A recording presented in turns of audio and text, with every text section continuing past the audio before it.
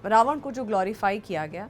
आप वो मानती हैं वो गलत एकदम गलत है। जो उसका ग्लोरिफिकेशन करते हैं, क्योंकि अभी शिव भक्त दिखा दिया, क्योंकि आप अगर फिर बाद में देखो तो उसे कहा जाता है वो तो वेद पंडित था, वो तो शिव जी का इतना अच्छा भक्त था। अब वो इमेज प्रोटेक्ट करने के लिए रामायण के लिए ऐसी बात करते हैं, अरे उसने तो सीता जी को हाथ भी नहीं लगाया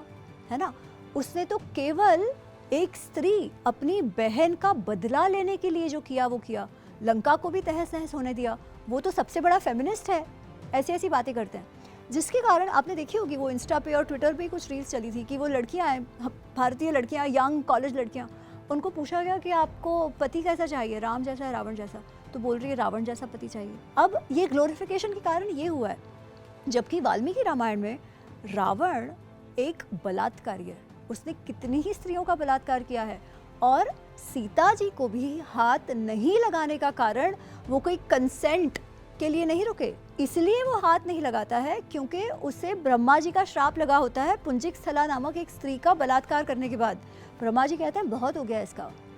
अगर वापस से किसी स्त्री पे जबरदस्ती करेगा तो इसके सर के शतधा मूर्धनी, सर के 100 टुकड़े हो जाएंगे। उसके अलावा रंभा जो नल कुबेर की